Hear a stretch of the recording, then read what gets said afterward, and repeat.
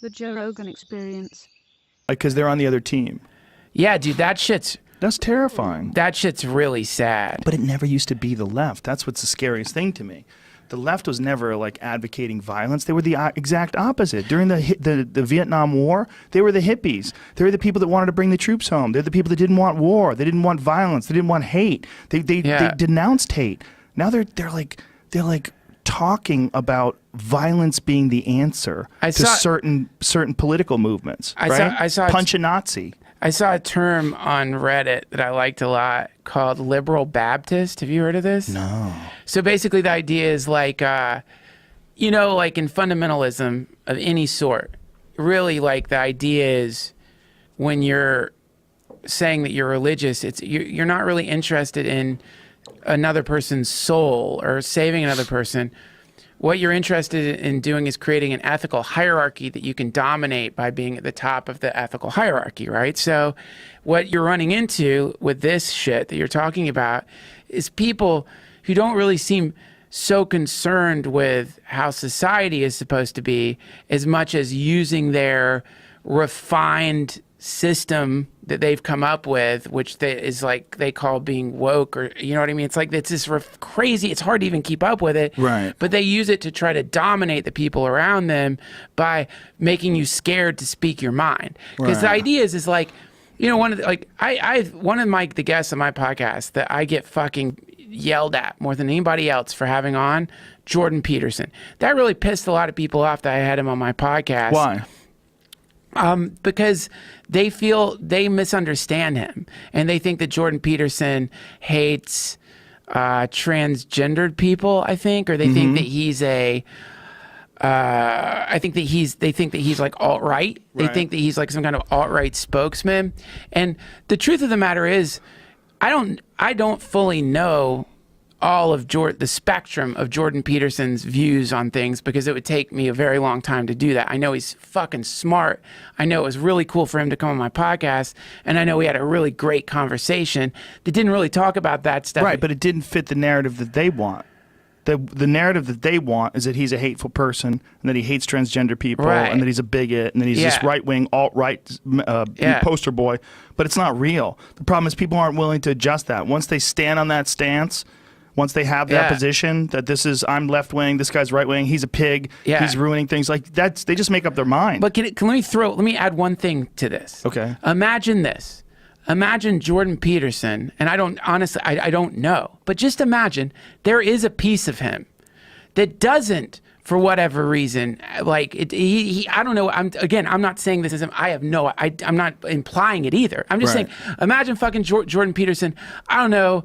I'm trying to think of some offensive thing that just imagine he had some piece of him that was definitely politically not correct, right? Okay. That doesn't mean that all the other shit he's saying is invalidated by some piece of him, because people are made up of lots of different pieces. Well, that's basically, in a way, I'm not categorizing Jordan Peterson the way you categorize Descartes, but that's what he was saying. Right. That with great people, they also have, what was the word he used?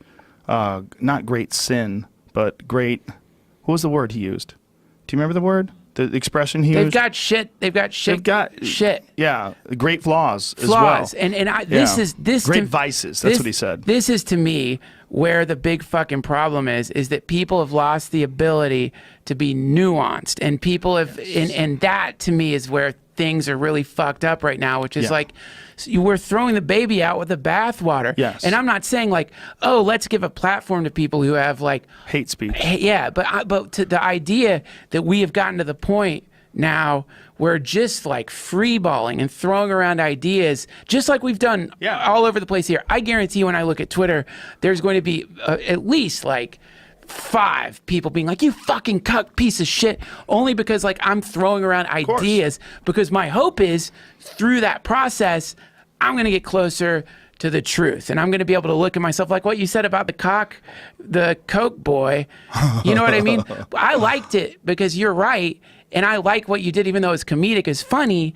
you're right, dude. Why am I giving that guy a hard fucking time? What is he going to do? He can't not be born a Coke son. Right. He's like, he can't change his birth. Yeah, he is who he is. But meanwhile, what is he doing? Is he taking over countries in Africa? No, he's making cute shirts and he's banging a hot woman. Yeah. Leave him alone!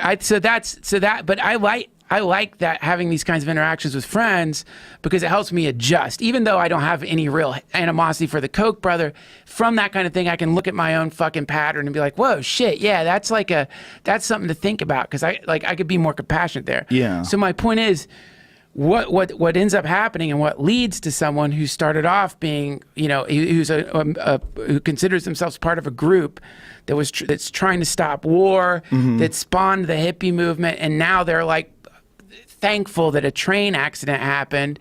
That is a result of gradually shutting down their ability to understand that a human is much more than just one fucking thing. Jeff Sessions is not just an anti-marijuana person. Jeff Sessions is probably an elf, and a sweet elf at that, and a person who's got a lot of love in him and has done a lot of good things for a lot of people, but also he's got the worst fucking concept of what marijuana is, and that sucks, but that doesn't invalidate any of the love he's expressed throughout his life. And this is unbearable for some people to deal with, because we want a Darth Vader. Well, it's because we are inclined to gravitate towards tribalism. It is a part of being a human being. It's always going to be a part. It's the same reason why those Egyptologists were rejecting these ideas from John Anthony West and Robert Shaw, because they weren't a part of the tribe. Yeah. These new people coming in with some shit that they didn't figure out on their own. There's a thing that people do on whether it's male versus female. You're seeing a lot of this when it comes to this Me Too stuff. One of the weirdest things that happens is that you start getting this divide where the men are mad at the women and the women are mad at the men. Even people that are non-offenders and non-victims. Yeah. People, they shore up on teams. Yes. And yes, it's good that people are being exposed for doing bad things to people, but it's also very dangerous for us to just, men and women, be on opposite teams. We're humans. Right. We're supposed to be nice to each other. It goes back to what we were talking about earlier. We don't say that enough. I really don't think we say that enough. I really think we need to. It should be reinforced, and it sounds like, oh, that's a fucking great thing. That's your advice, bro? Be nice to each other? Yeah. Yes, it is my advice. It's not my only advice. Right. I think you should also get your shit together. I think you should have some fucking discipline. Yeah. I think you should eat right. I think you should do a lot of things. I think you should read books. I think you should pay attention. I think you should try to educate yourself. I think you should try to be aware about objectivity and tribalism, aware of the influence. But I also think it would be really nice if we all just agreed to be nicer to each other. But